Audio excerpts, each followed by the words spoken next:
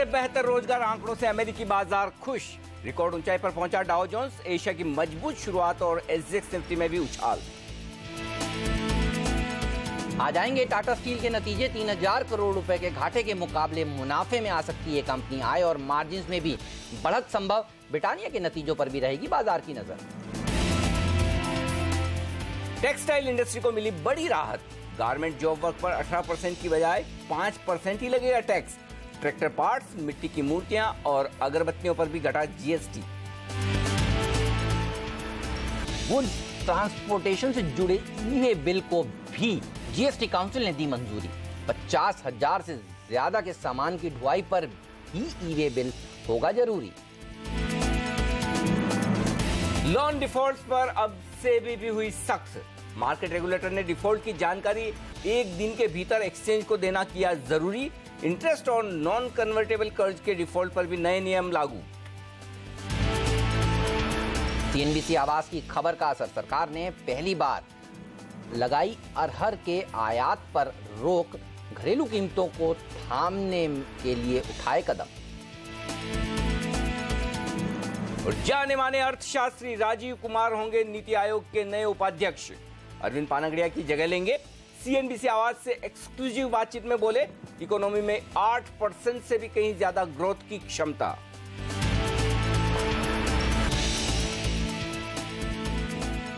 हफ्ते की दमदार शुरुआत के पूरे आसार और बड़ा सवाल है कि करेक्शन पूरा करके भारतीय बाजार क्या नए हाईज की ओर बढ़ रहे हैं और ऐसे में क्या हो आपकी स्ट्रेटेजी। नमस्कार, मार्केट काउंटडाउन में आप सबका स्वागत है। मैं हूं अनिल सिंघवी। नमस्कार और मैं हूं हेमंत घई और हमारे साथ जुड़ रहे हैं हमारे दो खास मेहमान। powermywealth.com के फाउंडर और सीईओ संदीप वागले साहब हमारे साथ जुड़ चुके हैं। आपका स्वागत है। और जॉइंट कैपिटल सर्विसेज के रिसर्च हेड अविनाश कुरश्कर कुछ ही देर में इसी स्टूडियो में हमारे साथ जुड़ने वाले हैं। लेकिन देखिए, एसजीएक्स निफ्टी क्या संकेत दे रहा है। एक बेहतरीन शुरुआत भारतीय बाजारों की हो सकती है। 10,100 के ऊपर खुलने की तैयारी करता हुआ बाजार, और ये है ग्लोबल मार्केट्स के शानदार संकेत। डाउ में फिर से एक रिकॉर्ड स्तर लगा। 8-9 ट्रेडिंग सेशन से लगातार देखिए तेजी देखने को मिल रही है। और एम्प्लॉयमेंट का जो नंबर निकल कर आया शुक्रवार को, उसके चलते यूएस में अच्छी रैली देखने को मिली। और वहीं से आज एशियाई बाजार भी संकेत लेते हुए हांगकांग के बाजार भी देखिए मजबूत 132 पॉइंट 100 अंक ऊपर, और जापान के बाजार में भी तेजी। तो एक अच्छी शुरुआत भारतीय बाजारों की होगी। शुक्रवार को भी सेकेंड हाफ में हमने एक रिकवरी देखी थी भारतीय बाजारों में। क्या वो मोमेंटम जारी रह सकता है? आज कैसे अप्रोच करेंगे? बिल्कुल, फेस्टिव सीजन की शुरुआत है और आज तो बड़ा दिन है रक्षाबंधन का। तो हमारे सभी दर्शकों को शुभकामनाएं भी। और अच्छा ही होना चाहिए। और कल फ्रेंडशिप डे था तो लोगों ने काफ़ी सेलिब्रेशंस किए हैं। तो मैं उम्मीद करता हूं कि सेलिब्रेशंस के इस दौर में डेफिनेटली अच्छी खबरें सुनने को मिलेगी। और ऐसे में आज के लिए ग्लोबल मार्केट्स बड़ा सहायक होंगे भारतीय बाजारों की मजबूती को बरकरार रखने के लिए। शुक्रवार के सेशन में जो निचले स्तरों से एक अच्छी स्मार्ट रिकवरी हुई, दिन के उच्चतम स्तरों पर जाकर बंद हुए, जो अच्छी शॉर्ट कवरिंग हुई, वो शॉर्ट कवरिंग अब खरीदारी में बदलती हुई दिखेगी। और ऐसे में मेरा ये मानना है कि 10,100 आज निर्णायक लेवल के तौर पर आपको रखना चाहिए। हालांकि हम उससे थोड़ा सा दूर हैं, 35 अंक दूर, लेकिन 10,100 पहला लक्ष्य बनेगा जहां पर बाजार जाकर थोड़ा सा रुकने की कोशिश करेंगे। और ऐसे में मेरा ये मानना है कि निफ्टी और बैंक निफ्टी दोनों ही जहां खुले वहीं पर खरीदारी कर लीजिए। जितना नीचे खुले उतना बेहतर। हाँ, 10,100 के नजदीक खुले तो थोड़ा इंतजार कर लेना ठीक है। लेकिन अगर 10,100 के नीचे कहीं भी खुले, 10,075, 10,080 अगर आपको निफ्टी मिल जाए तो डेफिनेटली तुरंत खरीदारी कर लेनी चाहिए। बैंक निफ्टी अगर फ्लैट खुले, थोड़ा भी मजबूती के साथ खुले, तो वहां पर भी खरीदारी कर लेनी चाहिए। तो बहुत क्लियर कट है, जहां खुले वहां खरीदारी कीजिए। और दूसरा ये कि इसी हफ्ते बाजार नए रिकॉर्ड्स बनाने के लिए तैयार होते हुए दिख रहे हैं। वो अब यही बात है कि वो सोमवार को आते हैं, मंगल बुध गुरु कब आते हैं वो देखने वाली बात है। लेकिन पूरी तरह से तैयारी है निफ्टी और बैंक निफ्टी की नए रिकॉर्ड्स की तरफ बढ़ने की। ऐसे में 10,000 निफ्टी पर और बैंक निफ्टी पर 24,500, ये दो लेवल्स बेहद अहमियत वाले हैं रिस्क अपनी डिफाइन करने के लिए आज से। क्योंकि तेजी के मूड में भले ही रहें, लेकिन हमें पता होना चाहिए कि खतरे का है। और खतरे तब हैं जब निफ्टी पर आप 10,000 के नीचे बंद हो, जो कि पिछले 8 सेशन से आप नहीं हो रहे हैं। लगातार 8 सेशन से निफ्टी 10,000 के ऊपर बंद हो रहा है। तो 10,000 के नीचे बंद होगा निफ्टी तो ही पहला कमजोरी का संकेत देगा। और तब आपको तेजी की पोजीशन थोड़ी कम करनी है, खत्म नहीं कर लेनी, कम करनी है और थोड़ी प्रॉफिट बुकिंग करनी है। और जब तक 10,000 के नीचे आप बंद ना हो, बिल्कुल डरे नहीं, घबराए नहीं। और वो लेवल बैंक निफ्टी पर आता है 24,500 का। जब तक 24,500 के आप नीचे बंद नहीं होते हैं, तब तक बिल्कुल डरने घबराने की जरूरत नहीं है। उसके नीचे बंद हो तो फिर आप तेजी की पोजीशन खत्म कर लें, बैंक निफ्टी में खत्म कर लें और निफ्टी में कम कर लें, ये ध्यान रखें। अब आइए ऊपर की तरफ। करेक्शन पूरा होगा या हो चुका है, इसका संकेत मिलेगा। पहला संकेत तो वैसे आज आ सकता है जब आप 10,000 के ऊपर ही निफ्टी पर बंद हो जाएं और 25,000 के ऊपर बैंक निफ्टी पर हो जाएं, लेकिन नए हाइज और बड़ी तेजी के लिए जो आपको क्लियर कट संकेत चाहिए उसके लिए 2 लेवल है। 10,125 निफ्टी पर, 10,125 के ऊपर जैसे ही आप बंद हुए आप 10,400 10,500 की तरफ बढ़ते हुए दिखेंगे, यानी कि बड़ी तेजी के आसार वहां पर बनते हुए नजर आएंगे। और बैंक निफ्टी पर जैसे ही आप 25,125 के ऊपर बंद हुए आप 25,500 की तरफ बढ़ते हुए नजर आएंगे। तो ये 2 लेवल ऊपर की तरफ क्लोजिंग के लिहाज से ध्यान में रखें। नीचे 10,000, ऊपर 10,125, नीचे 24,500, ऊपर 25,125। ये है लेवल क्लोजिंग बेसिस पर आपको आइडिया देने के लिए कि बाजार किस तरफ जा रहा है।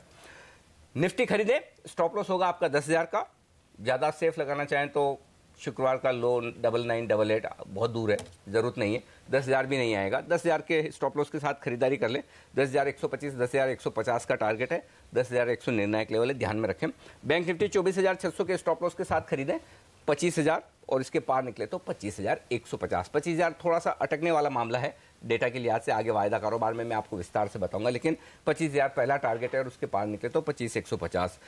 सरकारी बैंक, प्राइवेट बैंक सब दौड़ेंगे और वजह साफ है, जिस तरह से वीकेंड पर सेबी की तरफ से खबर आई कि अगर कोई कॉर्पोरेट लोन डिफॉल्ट करता है तो उसको 1 दिन के भीतर एक्सचेंज को सूचना देनी होगी, यानी कि बैंक से पहले एक्सचेंज को पता चल जाएगा कि लोन डिफॉल्ट हुआ है। ये बड़ी खबर है जो बैंक्स के लिए पॉजिटिव समझी जानी चाहिए। ऑटो, ऑयल एंड गैस, ये 2 और दिग्गज सेक्टर हैं जो बाजार को मजबूती देने का काम करेंगे। बिल्कुल, चलिए तो इन सेक्टर्स पर रखिए नजर। पूछते हैं वागले साहब से वो हफ्ते की शुरुआत कैसे करना चाहेंगे, उनके टारगेट्स क्या हैं निफ्टी के लिए। Sir good morning, bank Nifty पर भी राय बताइए sir. Good morning Hemant, good morning Anil ji. I think last weekend में या बीच में कहीं अनिल जी ने कहा था 10,000 छोड़ नहीं रहे और वो बार बार 10,000 का जिक्र कर रहे। एक बार हम उसके नीचे हल्के से जाके आए तब मुझे लग रहा था कि 9950 9930 जाएगा, एक बार टेस्ट होगा और बॉटम तभी होगा, लेकिन वो भी नहीं हुआ। ठीक बात है। तो इसका मतलब 10,000 स्ट्रॉन्ग सपोर्ट है, तो मैं 9980 के स्टॉप लॉस से बाई करने की सलाह दूंगा। मेरी रेंज होगी 10,130। इतनी स्ट्रेंथ नहीं लग रही है कि ये 120 पॉइंट निकल के वन वे 10,200 250 की तरफ चले, उतनी स्ट्रेंथ भी नहीं लग रही है। ये कंसोलिडेशन का दौरा है। बैंक निफ्टी में 24,600 25,100 का रेंज है। व्यू डेफिनेटली पॉजिटिव है। मेरे 3 बाय 1 सेल है। Okay, 3 buy 1 sell. इस पर बात आराम से आगे करेंगे, अविनाश जी से जानेंगे कि उनके आज के टॉप ट्रेडिंग आइडियाज कौन से हैं, लेकिन पहले बात करते हैं एफआईआईज और डीआईएस के डेटा की। दरअसल बाजार में तेजी जो देखने को मिल रही है वो घरेलू संस्थागत निवेशकों की खरीदारी जो हो रही है उसके दम पर ही है। और देखिए डीआईएस ने शुक्रवार को 4 डिजिट में 1017 करोड़ की बाइंग करी है कैश मार्केट में। बाजार थोड़ा सा घटता है और देखिए ये आ जाते हैं सपोर्ट देने के लिए। एफआईआईज की तरफ से अभी भी आंकड़े कैश मार्केट के तो ढीले ही हैं। 850 करोड़ रुपए की कैश में उन्होंने बिकवाली करी है, लेकिन वायदा बाजार के आंकड़े कैसे लग रहे हैं और ये आंकड़ों कैसे रीड किया? एकमात्र नेगेटिव आंकड़ा यही है कि नेगेटिव ट्रिगर आज के लिए अगर देखने जाएं तो वो ये कि एफआईआईज ने बिकवाली की है फिर से, और बड़ी है थोड़ी सी 850 करोड़ की कैश मार्केट में। लेकिन अल्टीमेटली बाजार तो घरेलू फंड्स के हिसाब से चलता है और घरेलू फंड्स में अगर 18-20 हज़ार करोड़ महीने के आ रहे हैं तो कहाँ डरने की घबराने की जरूरत है। ये तो वो नंबर्स हैं जो खाली म्यूचुअल फंड्स के, इसके अलावा के नंबर्स जो पीएमएस में या फिर एचएनआई डायरेक्ट सीधे तौर पर जो शेयर खरीदते हैं वो आंकड़ा देखेंगे तो ये एफआईआईज की बिकवाली कुछ भी नहीं है सामने उसके, और फ्लोज इतने मजबूत हैं। और सबसे बड़ी बात ये है कि इन फ्लोज के दम पर एक चीज़ बहुत साफ है, और वो चीज़ ये है कि बाजार गिरते कहाँ हैं। 100-150 पॉइंट के करेक्शन पे तो सबको खरीदना है। तो बेसिकली जब तक लिक्विडिटी ये चल रही है तब तक कोई डरने की जरूरत नहीं। और दूसरा एक चीज़ हेमंत आम राय ये बन गई कि पैसा खाली इक्विटी मार्केट में ही बन रहा है और वो पैसा और पैसे को खींच रहा है। तो ऐसे में अभी तो कोई ऐसा संकेत है नहीं जिसकी वजह से ये सोचा। अच्छा एक चीज़ और, जिन लोगों को बड़ा डर लगता है कि भारतीय बाजार इतने भाग रहे हैं, इतने तेज हो रहे हैं, कभी कभार झांक कर अमेरिकी बाजारों को भी देख लें। लगातार 8-9 सेशन से अमेरिकी बाजार ऊपर बंद हो रहे हैं, 22,000 के ऊपर है। तो ऐसा नहीं कि तेजी सिर्फ हिंदुस्तान में हो रही है, ये ग्लोबल तेजी है। लगभग सारे के सारे मार्केट लाइफ टाइम हाई के आसपास ट्रेड कर रहे हैं, 1-2% ऊपर नीचे की रेंज में। तो फिर ऐसे में नर्वस होने के या फिर इस बात से परेशान होने के कि भारतीय बाजार बहुत बढ़ गए, ये सब चीज़ें छोड़ दीजिए।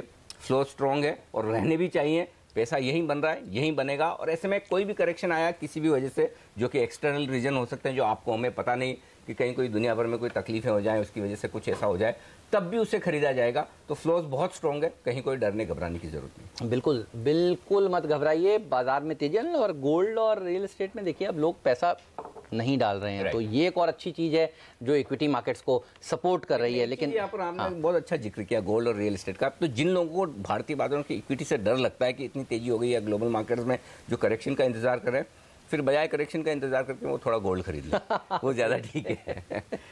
चलिए, तो ये तो बात हुई एफआईएस के डेटा की, लेकिन एफएनओ का डेटा क्या संकेत दे रहा है, किस तरह की पोजीशंस बनी शुक्रवार को? देखिए, शुक्रवार को एक चीज तो बहुत साफ है, मतलब वो ये कि पूरी की पूरी शॉर्ट कवरिंग हुई, शॉर्ट कवरिंग और जबरदस्त हुई, दमदार तरीके से। क्यों वो मैं इसलिए कह रहा हूँ कि निफ्टी में 3 लाख शेयर कम हुए और प्रीमियम देखिए 29 पॉइंट से बढ़कर 45 पॉइंट की आई है, जो कि सीरीज की शुरुआत में भी नहीं थी। अगर निफ्टी फ्यूचर्स इतने प्रीमियम पर बंद हो रहे हैं, इसका मतलब क्लियर कट है ओपन इंटरेस्ट घटने के बाद शॉर्ट कवरिंग होती दिख रही है। दूसरी बात, बैंक निफ्टी में देखिए, बैंक निफ्टी में 125 पॉइंट की प्रीमियम है और 125 पॉइंट की प्रीमियम काफ़ी बड़ी होती है, खासतौर से तब जबकि वीकली एक्सपायरी के दिन 122 पॉइंट की प्रीमियम थी। तो हमें लगा कि भाई कि चलिए जो लोग रोल ओवर कर रहे हैं लॉन्ग वीकली ऑप्शन को, उनको बड़ा प्रीमियम देना पड़ा। लेकिन शुक्रवार को शॉर्ट कवरिंग का सहारा आया और वो भी देखिए बैंक निफ्टी में भी 1.5 लाख शेयर कम हुए हैं, उसके बावजूद प्रीमियम बढ़कर आई है, तो बैंक निफ्टी में भी शॉर्ट कवरिंग हुई। तो एक तरह से ये तो कह सकते हैं कि शॉर्ट सेलर्स ने थोड़े हथियार फेंक दिए, उन्हें समझ में आ गया कि इससे ज़्यादा करेक्शन आता नहीं है तो शॉर्ट काट ली जाए। लेकिन क्या फ्रेश खरीदारी होगी, ये बड़ा क्वेश्चन आज का है कि फ्रेश खरीदारी अगर होती है और होनी चाहिए, क्योंकि सबसे बड़ी बात क्या है, आपका कॉन्फिडेंस बढ़ाने के लिए आपको घरेलू फंड का फिगर चाहिए और वो 4 डिजिट में है 1000 करोड़ के ऊपर, तो फिर कॉन्फिडेंस आ ही जाएगा। कॉन्फिडेंस आएगा तो होगा क्या, थोड़ी शॉर्ट कवरिंग और फिर फ्रेश खरीदारी और ये बाजार को ऊपर ले जाने का काम कर सकती है। 10,100 क्यों मैंने निर्णायक लेवल के तौर पर चुना है, वैसे तो 10,000 पर हाईएस्ट ओपन इंटरेस्ट है पुट में, तो वो आपके लिए बड़ा स्ट्रॉन्ग सपोर्ट हो गया। तो नीचे का लेवल तो हमें पता है कि जब तक 10,000 का लेवल क्लोजिंग बेसिस पर ना टूटे, घबराने की जरूरत नहीं। 10,100 में कल के सेशन में पुट और कॉल दोनों में ओपन इंटरेस्ट 6 लाख और 4 लाख शेयरों से बढ़ता हुआ दिखा है। तो पुट में 6 लाख शेयरों से बढ़ा है, कॉल में 5 लाख शेयरों से घटा है। इसका मतलब क्लियर कट है। वैसे तो शुक्रवार के सेशन में ही मंदी करने वाले ट्रेडर्स मान रहे हैं कि 10,100 भी पार हो जाएगा, लेकिन फिर भी 10,100 की अहमियत इसलिए है क्योंकि वहाँ पर 36 लाख शेयरों का ओपन इंटरेस्ट है, जो कि बड़ा कहा जाएगा, लगभग हाईएस्ट के बराबर है। हाईएस्ट वैसे 10,500 पर है, लेकिन लगभग हाईएस्ट के बराबर है। तो इसका मतलब क्लियर कट है, तेजी करने वालों को नए हाइज बनाकर दमदार शॉर्ट कवरिंग करवाने के लिए जरूरी होगा कि 10,100 के पार निकालकर बाजार को टिकाए और वो क्लोजिंग दे, ताकि आपको 200-300 पॉइंट की जगह अपसाइड के लिए बन सके। इसलिए 10,100 आज मैंने निर्णायक लेवल के तौर पर चुना है। ये तो बात हुई निफ्टी की। बैंक निफ्टी के डेटा बेहद इंटरेस्टिंग है और मुझे आजकल बैंक निफ्टी के डेटा एनालाइज करने में बड़ा मजा आ रहा है, वीकली और मंथली दोनों। वीकली बेसिस पर देखिए क्या हो रहा है बैंक निफ्टी में। सीरीज के पहले दिन 24,800 पर पुट पे हाईएस्ट ओपन इंटरेस्ट है, जिसके बेहद नज़दीक हम कल बंद हुए हैं, शुक्रवार को और 25,000 पर हाईएस्ट ओपन इंटरेस्ट है। ये है वीकली बेसिस पर, यानी कि आज आप 24,800 के नीचे ट्रेड नहीं करेंगे। बैंक निफ्टी से पहला संकेत तो आपके लिए आ गया। और ये बैंक निफ्टी में कैश के लेवल बोल रहा हूँ, फ्यूचर्स नहीं। 24,800 आपके लिए एक तरह से निर्णायक लेवल, सपोर्ट लेवल मान लें वीकली बेसिस पर। और जैसे ही आप 25,000 के पार निकलेंगे, आपके लिए एक अच्छी तेजी के शॉर्ट कवरिंग के कैंडिडेट ये बनते हुए दिखेंगे। ये तो वीकली बेसिस पर बात है। मंथली बेसिस पर डेटा बड़ा इंटरेस्टिंग है। 25,000 के लेवल पर पुट और कॉल दोनों में हाईएस्ट ओपन इंटरेस्ट है बैंक निफ्टी में। इसीलिए मैं बार बार कह रहा हूँ कि 25,000 पे आके कहीं कहीं बैंक निफ्टी रुकेगा और जैसे ही 25,000 को पार करके बैंक निफ्टी ने क्लोजिंग शुरू कर दी, फिर ये 500 पॉइंट से कम की तेजी में रुकने वाला नहीं है। तो 25,000 बैंक निफ्टी पर बहुत बड़ा लेवल है, बहुत इंपॉर्टेंट लेवल है।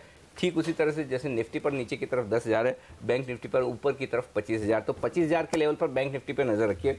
अगर आज ही क्लोजिंग मिल जाती है तो क्या कहने, फिर आप तैयारी कर लीजिए कल ही परसों ही नए हाइज की। और हो सकता है फिर से जो निफ्टी में नीचे की तरफ खींचने का काम बैंक निफ्टी ने शुरुआत की थी, वापस ऊपर ले जाने का काम भी बैंक निफ्टी करे। क्योंकि इस खबर को मैं बड़ा पॉजिटिव देख रहा हूँ जो सेबी की तरफ से आई है वीकेंड पे, कि अगर कंपनियां डिफॉल्ट करती है तो एक ही दिन में दे। इससे बैंकिंग शेयरों के लिए फ़ायदे की बात है और कंपनियों पर भी जो जानबूझकर कई बार डिले करने की आदत, पेमेंट नहीं देने की आदत, इस पर लगाम लगेगी। बहुत बढ़िया रिफॉर्म है। और अभी कुछ ही देर में हम आपको दीपक पारेख जी का एक व्यू सुनाएंगे। वो कह रहे हैं कि इससे ट्रांसपेरेंसी बढ़ेगी और बैंकिंग स्टॉक्स को तो साफ तौर पर अच्छी फायदा इस खबर के चलते होगा। बताएंगे दीपक पारेख जी ने क्या कहा इस पर।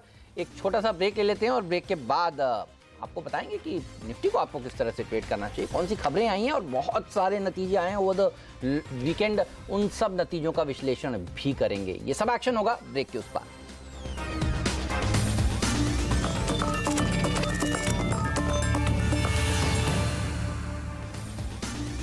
हमने राय मांगी 5 एक्सपर्ट से कि निफ्टी को आज के लिए किस तरह से ट्रेड करना चाहिए। एकमात्र मनीष शर्मा ऐसे हैं जो कह रहे हैं कि शॉर्ट कीजिए ऊपरी स्तरों पर निफ्टी को 10,170 के स्टॉप लॉस के साथ। बाकी 4 एक्सपर्ट्स की राय है तेजी की तरफ। वो कह रहे हैं कि खरीदारी करने का इरादा रखिए अगर बाजार में किसी तरह की कोई कमजोरी होती है। खरीदारी कहाँ करनी है और नीचे के लेवल्स क्या है हमें 9,950 से 10,000, ये 50 पॉइंट की रेंज है निफ्टी पर मजबूत सपोर्ट। और आपने देखा पिछले हफ्ते 10,000 के नीचे 2 बार फिसला लेकिन टिका नहीं, तो 9,950 10,000 ये लेवल आप मानकर चलिए निफ्टी पर सपोर्ट के तौर पर। ऊपरी स्तरों पर 10,130 से लेकर 10,170, ये कह सकते हैं ब्रॉडली ये 40 पॉइंट की रेंज है जहां पर जाकर बाजार रुकने की कोशिश करेंगे, थोड़ी प्रॉफिट बुकिंग दिखाएंगे। तो साफ तौर पर इरादा 5 में से 4 एक्सपर्ट्स का है खरीदारी का। ओके, चलिए ये बात हुई निफ्टी की, लेकिन कौन सी वो खबरें जिनके चलते आज शेयर रहेंगे फोकस में, आइए देखते हैं 5 का 5।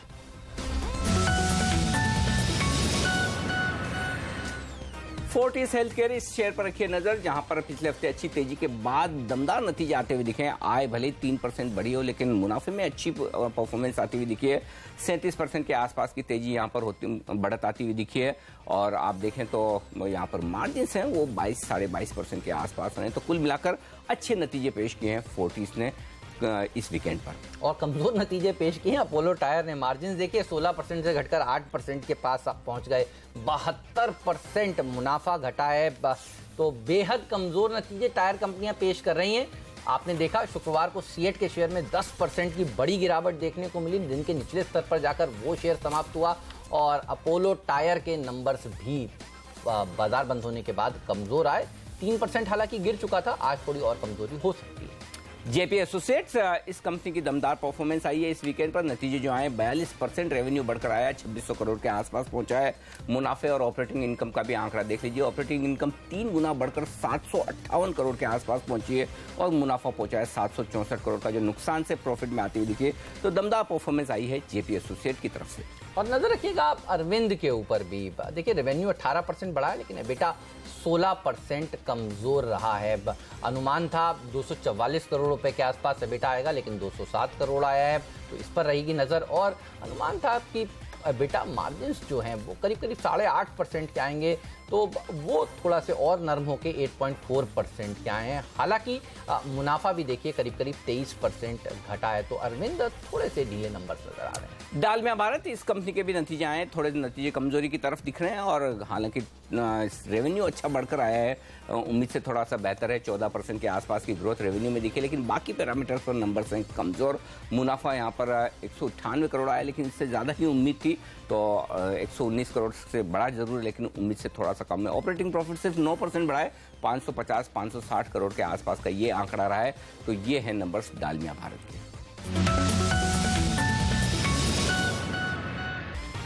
हमारे एक्सपर्ट हमारे साथ है संदीप वागले साहब, और अब हमारे साथ जॉइंट कैपिटल के अविनाश गोरक्षकर साहब भी हमारे स्टूडियो में आ चुके हैं। आपका भी स्वागत है। शुरुआत अविनाश जी, स्टॉक्स खरीदारी का वक्त फिर से आ गया है?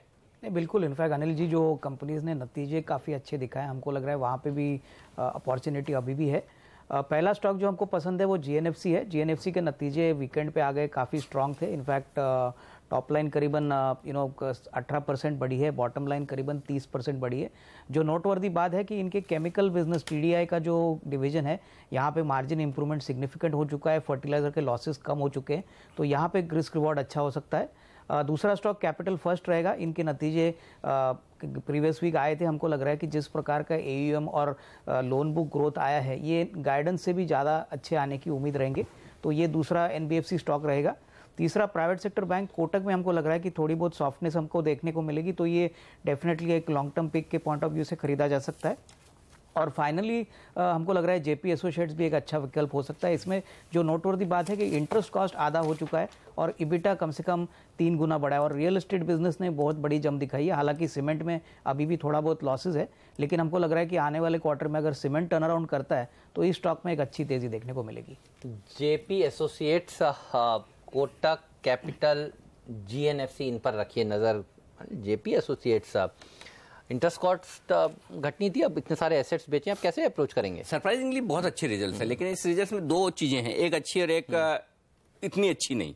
तो जो इतनी अच्छी नहीं चीज है वो है रियल एस्टेट बिजनेस का कारोबार, जहां से बड़ी दमदार परफॉर्मेंस आई, लेकिन इस तरह की परफॉर्मेंस किसी रियल एस्टेट कंपनी की तो है नहीं। तो मैं इसे वन ऑफ मानकर चलूं तो फिर जेपी एसोसिएट के नतीजे अच्छे तो हैं, लेकिन उतने दमदार नहीं। लेकिन जो अच्छी बात है वो ये कि फाइनेंस कॉस्ट जो आधी रह गई क्योंकि इनकी रिस्ट्रक्चरिंग और जो ब्याज की दरों में जो कमी हुई है उसके चलते ये मेंटेन रहेगा। तो सबसे बड़ी चीज क्या है कि जिस स्टॉक के ऊपर, जिस ग्रुप के ऊपर सवालिया निशान लग रहे हो कि ये डूब जाएगा या इसकी ऐसी प्रॉब्लम हो जाएगी वैसी हो जाएगी, तो इन्होंने जो एसेट बेचकर अपने कर्ज कम करके रिस्ट्रक्चरिंग करके जो कॉस्ट घटाई है वो बड़ी फायदे की बात है। और ये सबसे बड़ा पॉजिटिव पॉइंट है जिसके चलते हुए अविनाश भी जो कह रहे हैं मैं उससे सहमत हूँ कि जेपी एसोसिएट्स यहाँ से अभी भी बेचने की जल्दबाजी नहीं करनी चाहिए। और जो वागले साहब हमेशा कहते हैं ट्रेलिंग स्टॉप लॉस लगा लो क्लोजिंग बेसिस पर 23 रुपए, 23 के नीचे बंद हो तब सोचो। याद है 30 पे बुकिंग प्रॉफिट की बात की बिल्कुल बोला था। अभी ये लेवल एंट्री का है वापस, वाह, फिर से खरीदा जाए। हाँ, और अगर आप ट्रेडर है तो 30 के ऊपर की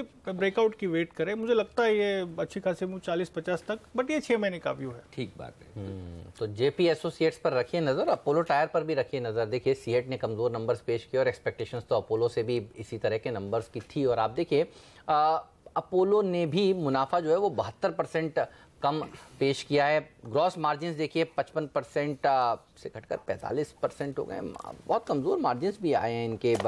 ओवरऑल मार्जिन्स देखिए तो 8.25% के रह गए हैं। लेकिन कितना कुछ बाजार को पता था ये बताइए, और आज अगर कमजोरी के साथ खुले तो हो गया फैक्टर सारा, खराब नंबर्स और तेजी होनी चाहिए, खरीदना चाहिए, इसमें कोई डाउट नहीं। खरीदने की कड़ी में पहला एमआरएफ होगा, दूसरा अपोलो होगा। सीएट पे अभी भी मैं श्योर नहीं हूं कि खरीदना चाहिए नहीं खरीदना चाहिए, क्योंकि नंबर्स को आप कंपेयर करें तो सीएट के ज्यादा खराब है। सीएट के 11-12% के मार्जिन रह गए 2%, अपोलो के 16 से 8% है। अच्छा, ये पिछले क्वार्टर की बात है। अब बाजार आज क्या देखेगा, जब तीनों दिग्गजों के नंबर्स आ गए तो अब हमें आगे देखना है। और इस तिमाही में अब धीमे धीमे फिर से नेचुरल रबर के दाम घट रहे हैं, तो नंबर्स इतने जो खराब हुए हैं वो आगे नहीं रहेंगे। इसलिए मेरा ये मानना है कि अब कहीं न कहीं खरीदना चाहिए आज की गिरावट में। तो अगर गैप डाउन ओपनिंग हो, जिनके शॉर्ट्स हैं वो शॉर्ट्स कवर कर लें, और जो लोग तेजी करना चाहते हैं उन्हें खरीदारी का मौका देखना चाहिए। सीएट पे अभी भी मैं श्योर नहीं हूं, शायद वागिल साहब ज्यादा अच्छे से लेवल्स देखकर बताएंगे। लेकिन हाँ, पहली पसंद एमआरएफ होगी, दूसरी पसंद अपोलो होगी। बिल्कुल सही है। बहुत अच्छा प्रदर्शन दिखाने के बाद एक करेक्शन जरूरी था, चाहे वो नंबर्स ही हों। और अब बाजार की नजर दरअसल एंटी डंपिंग ड्यूटी पर भी रहने वाली है। तो अब आगे के नतीजे देखिए खराब इसलिए आए क्योंकि सरकार ने एंटी डंपिंग ड्यूटी नहीं लगाई थी, जो कि लगा देनी चाहिए थी काफी समय से। अब सिफारिश हो चुकी है, वित्त मंत्रालय का नोटिफिकेशन किसी दिन भी आएगा और उसके बाद यहाँ पर फिर तेजी देखने को मिल सकती है। चलिए जानते हैं अब वागले साहब के आज के टॉप ट्रेडिंग आइडियाज कौन से हैं, सर बताइए। हेमंत, मैं शुरुआत बाटा से करूंगा। आई थिंक पिछले वीक हमने इसका जिक्र किया था। लंबी मूव की मैं बात कर रहा हूँ। 615 के स्टॉप लॉस से बाय करें, हफ्ते 2 हफ्ते का व्यू है। 672 का टारगेट होगा। अगर आप 3 से 6 महीने लेते हैं, मुझे एग्जैक्ट मेरा 100 रुपए आ रहा है। 670 पे रिकमेंडेशन थी 100 रुपए की तेजी की, तो 40-50 तो हो गया, बाकी 50 आप करवा दीजिए। नहीं, मैं 150-200 करने की सोच रहा हूँ। ओके। थोड़ा टाइम दीजिए। मुझे लगता है ये स्टॉक 6 से 8 महीने में 800-850 जाना चाहिए। मतलब 30% रिटर्न आपको 6 महीने में मिलते हैं तो बहुत बढ़िया, बहुत बढ़िया। दूसरा है पीएनबी हाउसिंग फाइनेंस। इसमें टेक्निकल डेटा थोड़ा कम है, इसके लिए मैं थोड़ा सा ये, बट पैटर्न काफी क्लियर है, मोमेंटम है। 1509 के स्टॉप लॉस से बाय करें for a target of 1611। Century Textiles में एक फ्राइडे को ब्रेकआउट देखने को मिला था। 1200 के स्टॉप लॉस से बाय करें, 3 से 4 दिन का टारगेट होगा 1278। और एक सेल कैंडिडेट है जो कि सीएट है। मैंने थर्सडे को इसमें बाय दिया था और मैं वो कॉल रिवर्स कर रहा हूँ। ये इसके लिए जरूरी है क्योंकि मुझे और थोड़ा 7 से 8% का डाउनसाइड लगता है। तो मुझे लगता है ये स्टॉक 1650 से 1600 तक टेस्ट कर सकता है। 1782 का मेरा स्टॉप लॉस होगा, 1647 का मेरा टारगेट होगा। तो सीएट में मेरा खरीदारी का कॉन्फिडेंस जो कम है नहीं है, वो ठीक है, मतलब एकदम आपके चार्ट पे रिफ्लेक्ट हो रहा है। देखिए फ्राइडे को आप 2 चार्ट देखिए, सीएट डेज लो पर जाकर समाप्त, तो आखिरी में भी कोई बिकवाली कर रहा था और क्या तेज करेक्शन देखने को मिला। और अपोलो देखिए, अपोलो जहां खुला वहां से बॉटम बनाया। फ्राइडे को भी जब लोगों को पता था कि वीक नंबर्स आए, तो चार्ट्स बहुत बेहतरीन है। आप बता देते हैं, देखिए तस्वीर, और वागले साहब इसको पढ़ के आपको समझा ही रहे हैं। अच्छा, पीएनबी हाउसिंग फाइनेंस में भी इसलिए तेजी देखने को मिलती क्योंकि बृहस्पतिवार को इसके नतीजे अच्छे आए थे, इसीलिए अच्छी रैली शुक्रवार को बनी थी और आज फिर खरीदारी की राय वागले साहब की तरफ से निकल कर आ रही। सेंचुरी टेक्सटाइल पर रखिएगा नजर, इसके नतीजे आने वाले हैं। अब कल है ना नंबर्स, और उससे पहले यहाँ पर फ्राइडे को एक तेजी हो चुकी है, तो हम आपको बताते रहते हैं। देखिए तेजी एक बार हो चुकी है, अब आज और शायद तेजी हो सकती है और फिर कल नंबर्स आने वाले हैं। ब्रेक ले लेते हैं और ब्रेक के बाद हर्षदा हमारे साथ जुड़ेंगी जो लेकर आएंगी ब्रोकरेज हाउस की रिपोर्ट्स।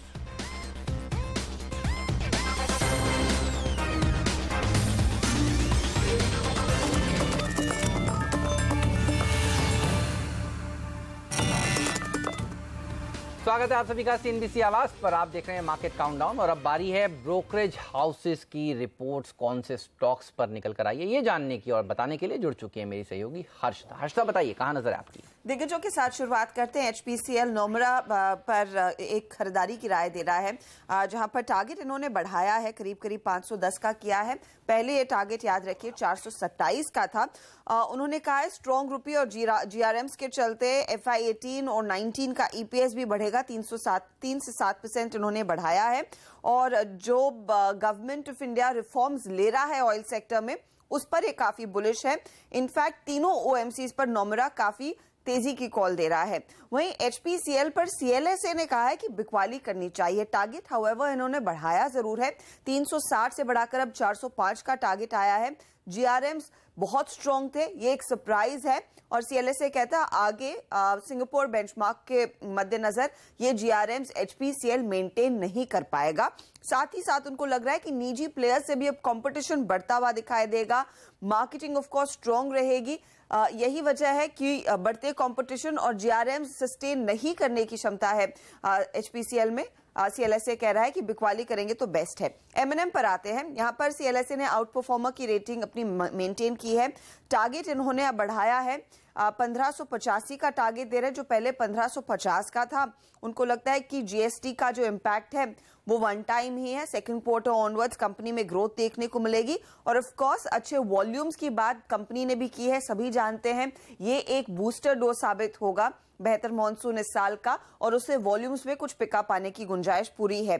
क्रेडिट स्विस भी एमएनएम पर कह रहा है कि आउट परफॉर्मर की रेटिंग उनकी बरकरार रहेगी। टारगेट इन्होंने 1530 से बढ़ाकर अब 1680 का किया है, तो काफी अग्रेसिव टारगेट क्रेडिट स्विस की ओर से आते हुए लगभग 1700 के से 20 रुपए की दूरी पर ही है। और उनको लगता है कि नए लॉन्चेस से वॉल्यूम्स बढ़ते हुए जरूर दिखाई देंगे। नोमरा भी खरीदारी की राय मेंटेन कर रहा है। नोमरा ने भी 1641 का टारगेट दिया है एमएनएम पर, जो पहले 1418 का था। डाबर पर बात करें तो अर्निंग्स अपग्रेड है। पहले अंडर परफॉर्मिंग का कॉल था सीएलएसए की ओर से, अब आउट परफॉर्मर का कॉल आ रहा है। इन्होंने टारगेट प्राइस भी 290 से 350 रुपए किया है। वॉल्यूम डिक्लाइन देखने को मिला है, लेकिन मैरिको और इमामी के सामने अगर डाबर को खड़ा करे तो बेहतर प्रदर्शन नजर आती है। और यहां से FY18 के बाकी तिमाहियों में धीरे धीरे करके रिकवरी जरूर आएगी। और प्राइस हाइक्स अगर कंपनी लेगी तो वॉल्यूम्स में जो दबाव है वो भी पूरी तरह से ऑफसेट होगा। नोमरा भी आउट परफॉर्मर की कॉल मेंटेन कर रहा है। डाबर पर इन्होंने 331 से टारगेट बढ़ाकर 340 का किया है। ओके, तो ये है दिग्गजों पर रिपोर्ट्स, एचपीसीएल, महिंद्रा, डाबर। लेकिन हर्षदा बताइए कुछ इंटरेस्टिंग रिपोर्ट्स मिड कैप्स पर भी हैं? जी हाँ, Dalmia Bharat, JK Lakshmi Cement, Narayana Health Care, इन कंपनियों के नतीजों को देखकर कुछ रिपोर्ट्स आई हैं। एचएसबीसी की रिपोर्ट मैं आपके सामने पहले रखती हूँ। दालमिया भारत पर खरीदारी की राय उन्होंने बरकरार रखी है।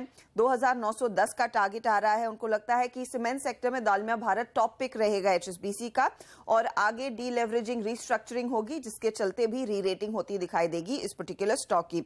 जेफरीज दूसरी तरफ जेके लक्ष्मी पर अपनी खरीदारी की राय बरकरार रख रहा है। होल्ड की जो पोजीशन है बने रही है। टारगेट 423 का दिया है। भले ही उनको लगा हो कि इस पर्टिकुलर क्वार्टर में अर्निंग्स थोड़ी सी नर्म है, उनको लगता है कि हायर कॉस्ट बेहतर रियलाइजेशंस को आउटवे कर रहे हैं Q1 में। Jefferies on the other hand Narayan health care पर भी खरीदारी की राय बरकरार रख रहा है। हालांकि इन्होंने अपना टारगेट काटा है, 415 से कटकर ये टारगेट आया है अब 390 पर। मार्जिन्स पर दबाव देखने को मिला है, वो स्टेंट प्राइसिंग की वजह से, लेकिन आगे थोड़ी सी रिकवरी आने की उम्मीद जरूर है अगले क्वार्टर्स में।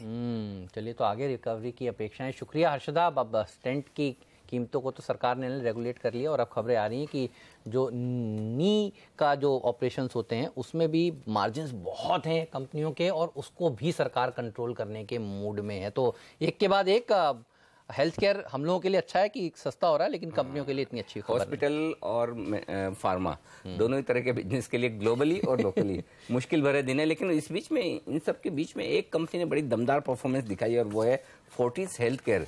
बेहद शानदार नतीजे फोर्टिस हेल्थ केयर ने इस वीकेंड पर पेश किए और स्टॉक पिछले हफ्ते काफी बड़े ब्लॉक्स दिखाने के बाद मजबूती के साथ भी बंद होता हुआ दिखा। जी हाँ, देखिए 166 रुपए के आसपास जाकर बंद हुआ है। वागले साहब, कुछ चार्ट्स पर संकेत हैं कि 150-155 के नीचे गिरेगा नहीं, जहां हम लगातार कह रहे हैं कि वो लेवल अच्छा है जहां खरीदारी करनी चाहिए इन्वेस्टर्स के लिए। अब बताइए इस पर क्या कुछ हो सकता है?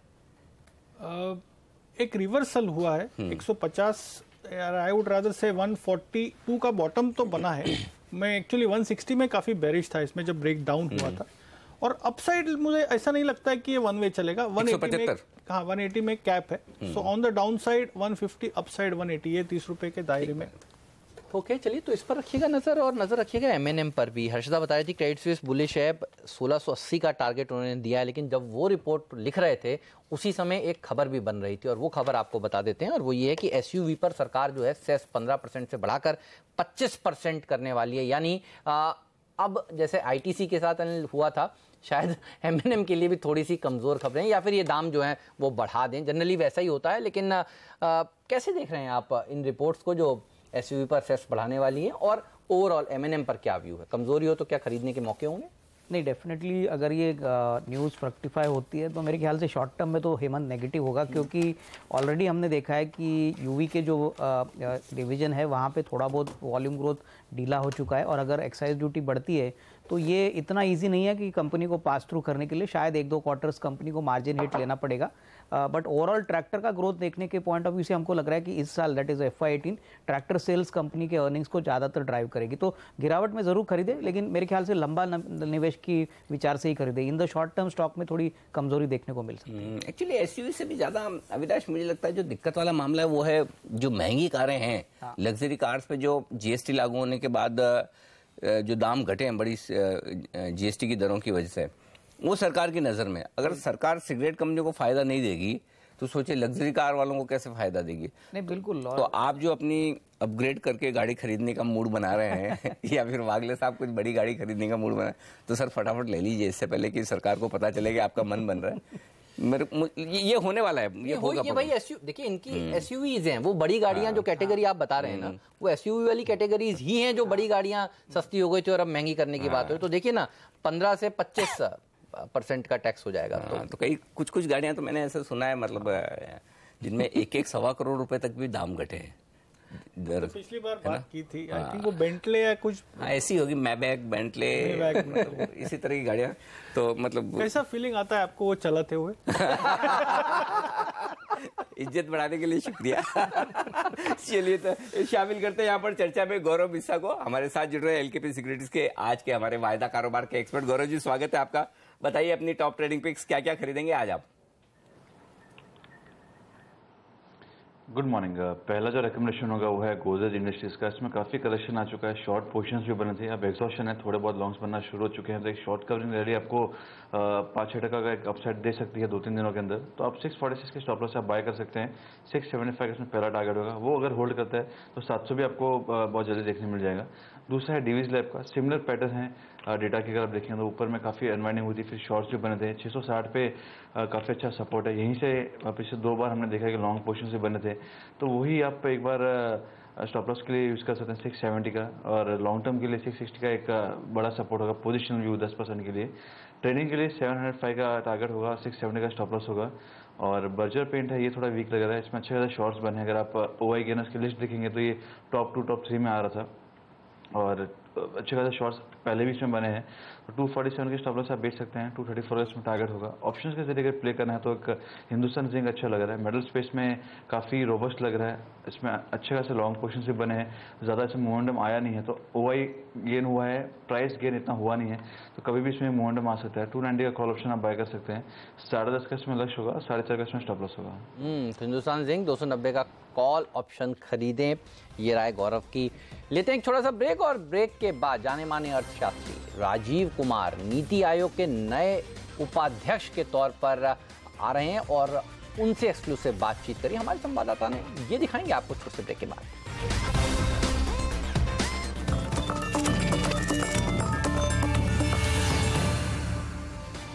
स्वागत है आप सभी का CNBC आवाज पर। नीति आयोग में राजीव कुमार जी ने जगह लिया अरविंद पनगड़िया जी की, और CNBC आवाज से बातचीत में हमारे संवाददाता असीम मनचंदा ने उनसे बातचीत करी। आइए सुनते हैं उन्होंने क्या कहा। एक बहुत बड़ी जिम्मेदारी आपको सौंपी गई है इसकी, किस तरह से आप इसको आगे लेकर जाने के प्लान कर रहे हैं? ये मैं तो पहली बात तो ये है कि मैं बहुत बहुत धन्यवाद देना चाहता हूँ प्रधानमंत्री का, और कि उन्होंने मुझे इस बड़ी जिम्मेदारी के काबिल समझा। और मैंने योजना भवन में काम सन 1975 में शुरू किया था, जबकि मैं वहाँ लाइब्रेरी में आके बैठा रहता था और अपना रिसर्च कर रहा था। तो मुझे एक बहुत ही मसर्रत है, बहुत खुशी है कि मैं वापस फिर वहाँ जा पा रहा हूँ और अपने देश के लिए उसके आगे बढ़ने के उसमें कुछ अपना कंट्रीब्यूशन कर सकूँगा। और साफ बात है कि बहुत सारे काम करना बाकी हैं और बहुत बड़े चैलेंजेस हैं हमारे देश के सामने जिस स्थिति में वो है। और मेरी भरसक कोशिश रहेगी कि एक टीम में जुड़कर, इस जो हमारी टीम है, भारत सरकार की जो टीम है, उसका मैं एक अभिन्न अंग बन सकूं और सबसे मिलकर पूरी एक टीम को आगे बढ़ाने की और नीति आयोग की जो अपनी टीम है उसको सुदृढ़ और सशक्त करने के लिए भरसक मेहनत कर सकूं। बस यही मैं इस समय कह सकता हूँ। नीति आयोग को एक सरकार का थिंक टैंक जो है वो माना जाता है, खासतौर पे कि चैलेंजेस इस वक्त कंट्री के सामने बहुत है। इकोनॉमिक ग्रोथ को जो है वो कंटिन्यू करना है। आपको लग रहा है 8% की ग्रोथ हम देख रहे हैं, उसको हम कंटिन्यू कर पाएंगे? मेरा पूरा ये एक अकीदा है, मेरा पूरा एक विश्वास है कि हमारा देश 8 ही नहीं उसके और ज़्यादा भी बढ़ सकता है। और एक ऐसे समूल पूर्व जो चेंज हो रहे हैं हमारे यहाँ, जो स्ट्रक्चरल चेंजेस जो पिछले 3 साल में लाए गए हैं, वो इस बात की बुनियाद रख रहे हैं, नींव रख रहे हैं कि हम आगे आने वाले सालों में, मुझे लगता है कि ये लगता है कि भारत का शायद स्वर्णिम दिन और आने वाला है। चलिए, तो राजीव कुमार जी कॉन्फिडेंट कहते हुए कि 8% से ज़्यादा की ग्रोथ भारत में देखने को मिलेगी आने वाले दिनों में। चलिए, अब एक्सपर्ट्स का रुख करते हैं। संदीप वागले साहब, अविनाश कुरक्षकर जी, गौरव बिस्सा साहब तो हमारे साथ थे ही। sptulsian.com के श्री SP तुलसियान जी भी अब हमारे साथ चर्चा में शामिल हो चुके हैं। Sir, good morning. बताइए, आपके बेहतरीन निवेश का स्टॉक कौन सा होने वाला है आज? हिम्मत, देखिए, शुक्रवार को मैंने एक रिपीट कॉल दिया था शुगर से क्षेत्र में, आपको याद हो तो, द्वारिकेश शुगर हमारे व्यूअर्स के लिए। और वो कॉल एक्चुअली जो था करीबन 40% का टारगेट अचीव कर चुका था या प्रॉफिट दे चुका था 6 वीक में। और उसके उपरांत शुक्रवार को वो स्टॉक 14-15% बढ़ा। तो मेरी जो शुगर की जो थीम बरकरार है, जो मैं पिछले करीबन 6 या 7 वीक से 3 या 4 स्टॉक्स को रेकमेंड कर चुका हूं अपने इसी सुबह के शो में, उसी कड़ी में मैंने आज चुना है त्रिवेणी इंजीनियरिंग। और त्रिवेणी इंजीनियरिंग, अगर आपको याद हो तो मैंने इसी शो में 10 जुलाई के दिन सवेरे 76 रुपए में कॉल दिया था। और इस स्टॉक ने करीबन 4 वीक में आपको ऑलरेडी, व्यूअर को ऑलरेडी 29% का रिटर्न दे चुके हैं। लेकिन जिस हिसाब से आगे व्यू बन रहा है शुगर सेक्टर के ऊपर और खास करके यूपी में शुगर मिल पे, मेरा ऐसा अनुमान है कि शुगर शेयर जो अभी वर्तमान में 98 रुपए चल रहा है और भी अच्छा है। और इसका करीबन 6 महीने में टारगेट आप 118 रुपए के आसपास कर सकते हैं। लेकिन इसकी अगर मैं क्विकली आपको अगर इसके फंड कुछ फीचर्स दूं, एक तो जो है कि जो आने वाली सीजन शुगर की शुरू होगी 1 अक्टूबर 2018 से, उसमें देश का अनुमानित जो है प्रोडक्शन ग्रोथ आएगी करीबन 240 लाख टन से 250 लाख टन, यानी 24 से 25 मिलियन टन। और ऐसे में वो सिर्फ कंजम्पशन को मैच करेगी। तो जो क्लोजिंग स्टॉक हमारा करीबन 3 मिलियन के आसपास रहेगा, वो उसी लेवल पर रहेगा, जो अपने आप में काफी प्रिकेरियस है, काफी लो है।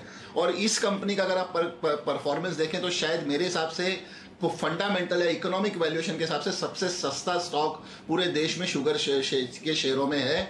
क्यों? क्योंकि इसका मार्केट कैप आप देखिए करीबन 2520 करोड़ का है। उसके सामने कंपनी करीबन 980 या 1000 करोड़ के त्रिवेणी टर्बाइन के शेयर होल्ड करती है, अपनी ग्रुप कंपनी के 7.2 करोड़ शेयर्स। अगर आप उसको निकाल दें तो आपको ये शेयर वर्चुअली जो है करीबन 60 रुपए प्रति शेयर पे मिलता है। जो सीजन जो इस वर्ष खत्म हुई है उसमें कंपनी ने करीबन 45% का ग्रोथ दिखाया अपने प्रोडक्शन में। और आने वाले सीजन में ऐसा अनुमान है कि जो सीजन शुरू होगी 1 अक्टूबर से, उसमें भी कंपनी करीबन 14-15% का प्रोडक्शन ग्रोथ दिखाएगी। तो अगर आपके पास इतनी बड़ी प्रोडक्शन ग्रोथ की विजिबिलिटी है और शक्कर के प्राइसेस ऑलरेडी काफी ज्यादा फर्म चल रहे हैं 37 रुपए प्लस के आसपास, ये सिचुएशन चूंकि प्रोडक्शन और डिमांड को देखते हुए ये सिचुएशन अगले 1 साल तक बनी रहेगी। तो उस लिहाज से कंपनी के आगे फाइनेंशियल्स फंडामेंटल्स काफी अच्छे रहेंगे। मैंने कंपनी के फाइनेंशियल्स और फंडामेंटल्स ऑलरेडी पहले डिफाइन कर दिए थे, पर फिर भी अगर बताऊं तो इसके 7 शुगर मिले हैं यूपी में और अपने आप में ये one of the highest recovery इन्होंने रिकॉर्ड की 11% प्लस की। और वही ट्रेंड आगे आने वाली सीजन में बने रहेगा। तो काफी उम्दा इनका प्रॉफिट्स देखने मिलेगा। और मेरा 1 साल के लिए कम से कम अगले 1 साल तक यूपी में शुगर मिलों पे पॉजिटिव व्यू है। इसीलिए मैंने जो परसों द्वारिकेश शुगर रिकमेंड किया था शुक्रवार को, आज त्रिवेणी इंजीनियरिंग रिकमेंड कर रहा हूं और विद अ टारगेट ऑफ 118 रुपया इन नेक्स्ट 6 मंथ्स। ओके, तो त्रिवेणी इंजीनियरिंग में करें खरीदारी। 118 रुपए का लक्ष्य 6 महीने के लिए, यह है आपके लिए बेहतरीन इन्वेस्टमेंट आइडिया। ब्रेक का वक्त है, जल्द लौटेंगे इस ब्रेक के बाद।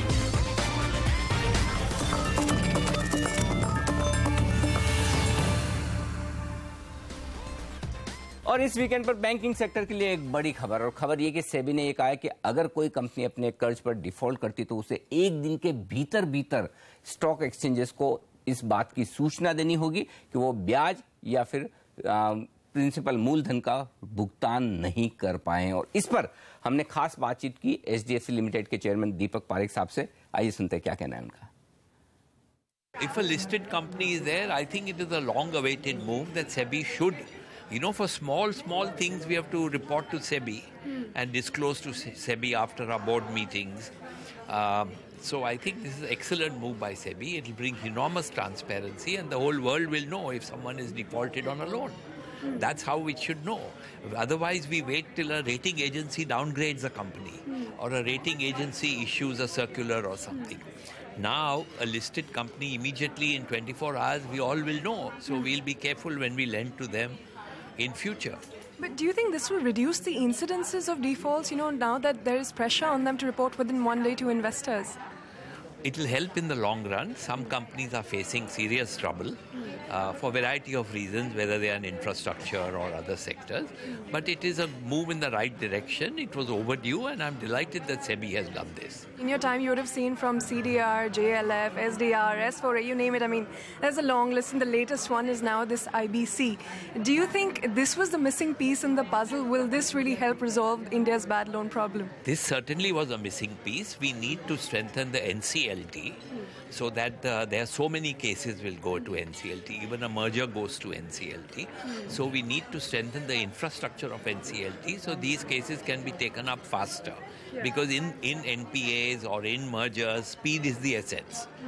If there's a huge backlog, like courts have backlogs, if NCLT has backlog, it will delay decisions. So we hope that the NCLT is strengthened by better infrastructure, more people, more qualified people. That is what is needed. Now that the Max deal is behind, what is the timeline in terms of an IPO? And, would you continue to engage with players after? बहुत खुश हैं अगर कोई भी company किश्त एक भी दिन से डिले करती है और उसको फिर सेबी को बताना होगा, एक्सचेंजेस को सूचना देनी होगी, ये सेबी ने कहा है। तुलसियान साहब, कैसे रीड कर रहे हैं आप इस बड़े डेवलपमेंट को, और क्या बैंकिंग सेक्टर के लिए रिफॉर्म्स की गाड़ी और आगे बढ़ने वाली है? एक के बाद एक रिफॉर्म्स आ रहे हैं। देखिए हेमंत, यहाँ जहाँ तक डिस्क्लोजर का सवाल है, वो मेरे हिसाब से एक्सीलेंट मूव है। मैं ये नहीं कह सकूंगा कि रिकवरी, क्योंकि इसके कोई आज भी ऐसे डिफॉल्टर्स हैं जिसका मैं नाम नहीं लेना चाहूंगा, जिसे आप विलफुल डिफॉल्टर कह सकते हैं, उन्हें शायद कोई फर्क नहीं पड़ेगा, क्योंकि लेकिन कम से कम अगर आप रिपोर्टिंग करते हैं तो पब्लिक नॉलेज में आएगा। आज भी मैं आपको बताऊं, जैसे जो 12 स्ट्रेस अकाउंट जो आरबीआई ने चूज किया है एनसीएलटी रेफरेंस के लिए, उसमें आज भी कंफ्यूजन है कि कितना एनपीए और कितना नहीं है। इनफैक्ट ये चीजें हमें एनसीएलटी के सामने भी देखने को मिली, जहां पे बैंकर के लॉयर को सॉरी फिगर कट करना पड़ा कि उनके पास एग्जैक्ट एनपीए फिगर नहीं था। तो जब लेंडर के पास ये अमाउंट नहीं है, तो अगर ये चीजें जब पब्लिक डोमेन में आएगी तो इसकी काफी बढ़िया ट्रांसपेरेंसी बढ़ेगी, नंबर 1।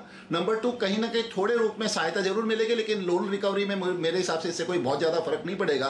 लेकिन जो एनसीएलटी का जो प्रोसेस अब इंसॉल्वेंसी बैंकिंग कोड रेगुलेशन में जो मूव हो रहा है, अगर आपको उससे इसको कनेक्ट करके देखें तो मेरे हिसाब से बहुत ही बढ़िया प्रोसेस है। सेबी ने जो लिया है डिस्क्लोजर का, वो इससे कंपनियों के और शेयर होल्डर या निवेशक और रेटिंग एजेंसियों को काफी जल्दी इसके ऊपर एक इंडिकेशंस मिलेगा कि कौन कंपनी जो है वो डिफॉल्ट के कगार पे है। एक मनोवैज्ञानिक दबाव बनेगा कंपनियों पर कि अब तक डिफॉल्ट वो छुपा पाते थे, आराम से पता चलता था। बैंक्स भी कई बार छुपाते थे, उन्हें पता है कि ठीक है जब तक बचा सकते हैं बचाए, लेकिन अब एक दिन भी डिफॉल्ट हुआ तो तुरंत एक्सचेंज को जानकारी होगी और फिर सब कुछ साफ सबके सामने। शुक्रिया तुलसियान साहब आपका हमारे लिए वक्त निकालने के लिए, बेहतरीन पिक और इस पूरे मुद्दे पर आपकी राय हमारे दर्शकों के साथ शेयर करने के लिए।